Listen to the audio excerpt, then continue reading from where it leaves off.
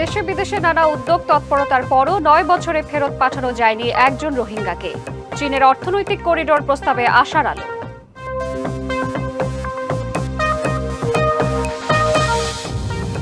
মন্ত্রীর দাবি ৪ মাসে লোকসান ১৮,০০০ কোটি টাকা। ওএসডি চেয়ারম্যান বলছেন লোকসান নেই। বাংলাদেশ পেট্রোলিয়াম কর্পোরেশনে তুগলকি কাণ্ড।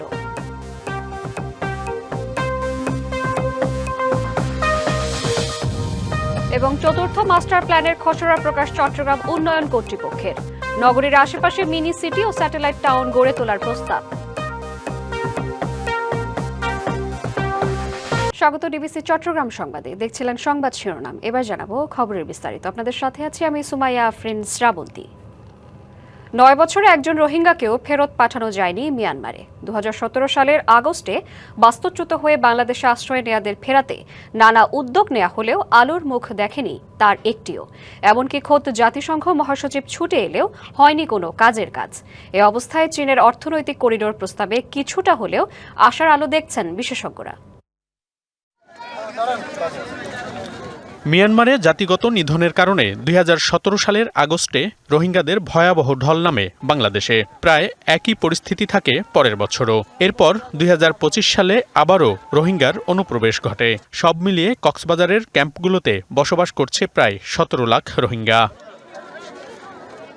শুরু থেকেই রোহিঙ্গাদের প্রত্যাবাসন নিয়ে নানা আলোচনা হলেও কোনো কিছুতেই আসেনি ফলাফল। সবশেষ অন্তর্বর্তী সরকারের সময় রোহিঙ্গা প্রত্যাবাসনের বিষয়ে আবারও তোড়জোড় শুরু হয়। একাধিক আন্তর্জাতিক সম্মেলন, এমনকি জাতিসংঘের মহাসচিবের রোহিঙ্গা ক্যাম্প পরিদর্শনেও মেলেনি কোনো ফল। বিশেষজ্ঞরা বলছেন, রাখাইনের পরিস্থিতি নিরাপদ না হলে রোহিঙ্গা প্রত্যাবাসন সম্ভব হবে না। মিয়ানমারের অবস্থার যদি পরিবর্তন না হয়, যেভাবেই চেষ্টা করা হোক, আন্তর্জাতিকভাবে কিন্তু কোনো নিয়ম নেই বা এটা আন্তর্জাতিক আইনের পরিপন্থী যে বলপূর্বক এদেরকে ফেরত পাঠানো হবে, যে কারণে এদেরকে প্রবেশ করার অনুমতিও দিতে হয়েছিল। এবং এটাও বুঝতে হবে যে এখানে যেই পরিমাণ মানুষ আছে এবং এটা ক্রমশ বাড়ছে, তো এত লোককে কিন্তু একবারে কোথাও নিয়ে যাওয়া সম্ভব হবে না। এবং সেটারও একটা মাস্টার প্ল্যানের মতো লাগবে যে শর্ট টার্ম ইমিডিয়েটলি কে কোথায় যেতে পারে, কিভাবে যেতে পারে। আন্তর্জাতিক সম্পর্ক বিশ্লেষকদের মতে জাতিসংঘ কিংবা এক বা দ্বিপক্ষীয় উদ্যোগে সমাধান আসবে না রোহিঙ্গা সমস্যার। এ অবস্থায় চীনের অর্থনৈতিক করিডোরের প্রস্তাব নতুন সম্ভাবনা তৈরি করেছে।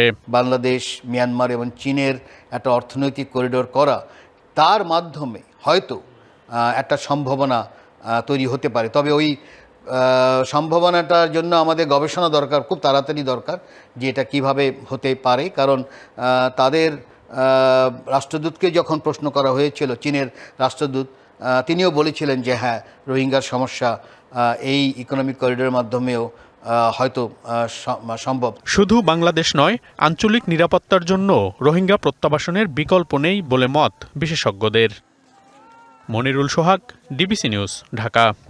মন্ত্রীর দাবি লোকসানে আছে বিপিসি, কিন্তু সদ্য ওএসডি হওয়া চেয়ারম্যানের দাবি কোনো লোকসান নেই। সম্প্রতি জাতীয় সংসদে আমদানি করা জ্বালানি তেলের এলসি পেমেন্টের বরাতে বিদ্যুৎ, জ্বালানি ও খনিজ সম্পদ মন্ত্রী বলেন, গেল ৪ মাসে বাংলাদেশ পেট্রোলিয়াম কর্পোরেশনের লোকসান হয়েছে ১৮,০০০ কোটি টাকার বেশি। চেয়ারম্যান ও মন্ত্রীর তথ্যের এমন বৈপরীত্যে তৈরি হয়েছে ধোঁয়াশা। আসলেই কি লোকসানে বিপিসি? হুরমুজ প্রণালী দিয়ে তেলবাহী জাহাজ চলাচল ব্যাহত হওয়ায় এর নেতিবাচক প্রভাব পড়েছে দেশের জ্বালানি খাতে। বিশ্ববাজারে তেলের দাম বৃদ্ধি পেলেও দেশের বাজারে তা না বাড়ানোই লোকসানের মুখে বাংলাদেশ পেট্রোলিয়াম কর্পোরেশন। যুদ্ধ পরিস্থিতিতে চড়া দামে তেল কিনে দেশে কম দামে বিক্রি করায় গত ৪ মাসেই প্রতিষ্ঠানটির লোকসান ছাড়িয়েছে ১৮,৬৯৯ কোটি টাকা।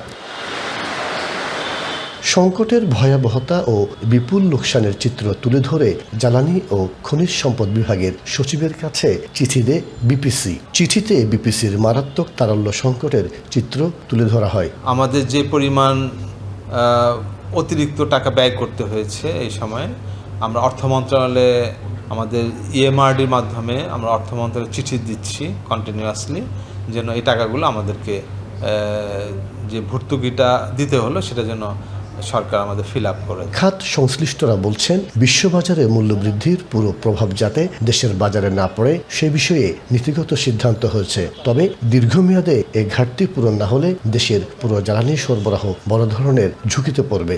সরকার কিন্তু স্টোরেজ ক্যাপাসিটি বাড়ানোর জন্য উদ্যোগ নিয়েছে, বিভিন্ন কোম্পানিগুলোকে নির্দেশ দিয়েছে।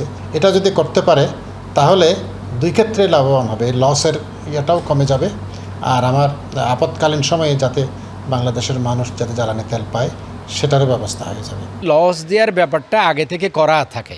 কুইক রেন্টালের নামে এগুলো যখন সরকার উদ্বৃত্ত উৎপাদন হয় তখন না কিনলেও তাদেরকে একটা চার্জ নামে দেয়া হয়।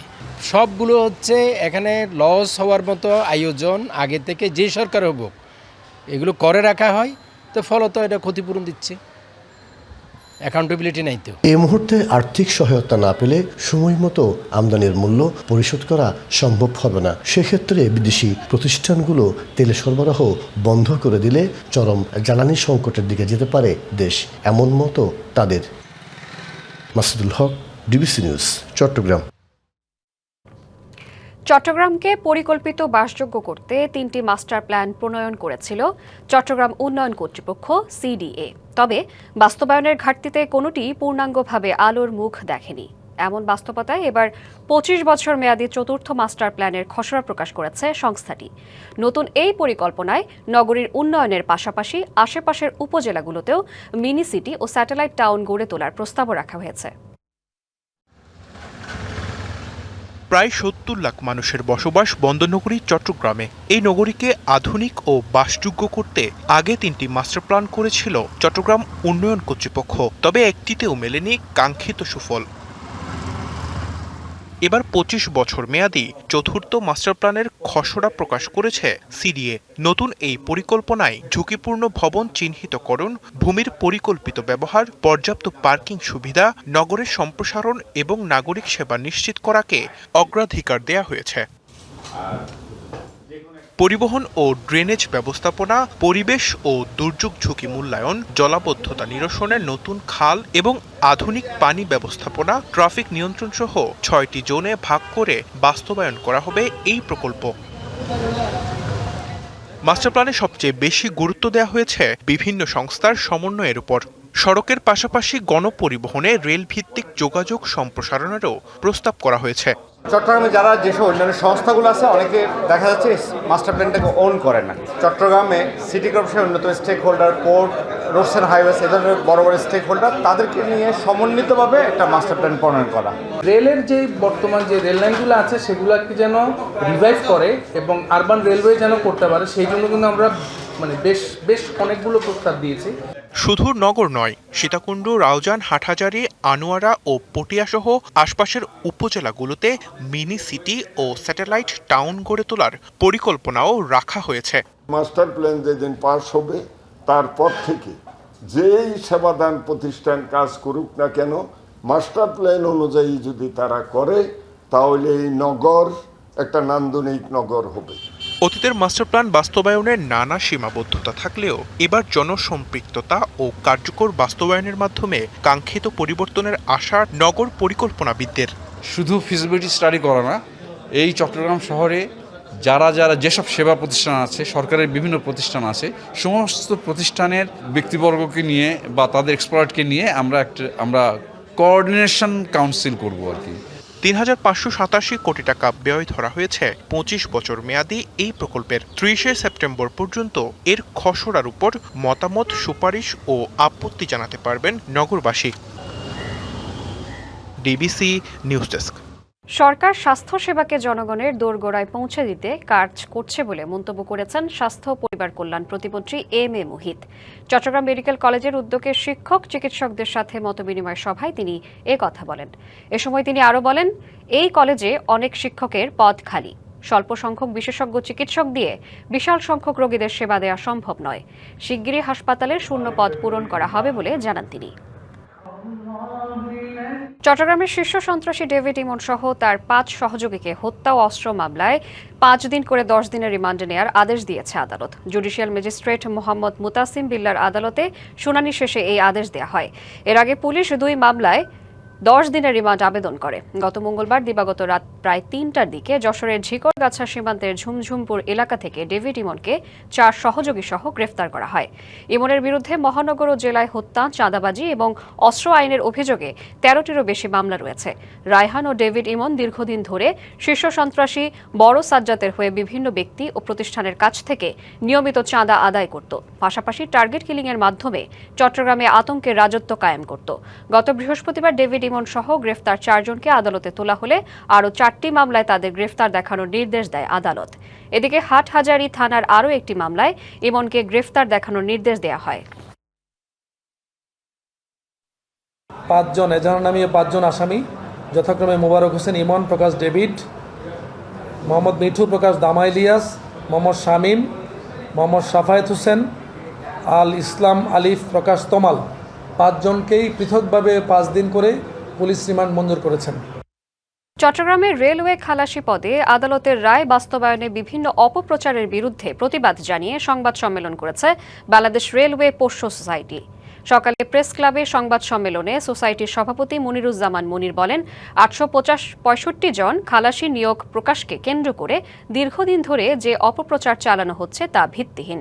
বলেন, হাইকোর্ট বিভাগের রায়ে কোনো বাস্তবিক বা আইনগত ত্রুটি নেই এবং আপিল বিভাগের হস্তক্ষেপের কোনো প্রয়োজন নেই বলে জানান তিনি।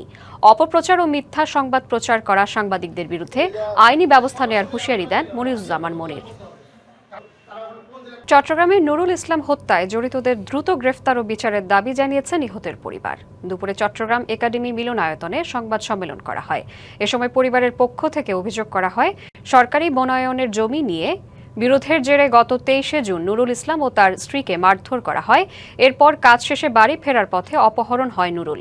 তার একদিন পর বান্দরবানের মাঝের পাড়া সেতুর নিচ থেকে গুরুতর আহত অবস্থায় উদ্ধার করা হয় তাকে। চিকিৎসাধীন অবস্থায় তিনি হামলাকারী কয়েকজনের নাম উল্লেখ করে ভিডিও জবানবন্দি দেন বলেও দাবি পরিবারের। 28শে জুন মারা যান তিনি। সব আলামত নিরপেক্ষভাবে তদন্ত করে প্রকৃত অপরাধীদের দ্রুত আইনের আওতায় আনার দাবি জানান তারা।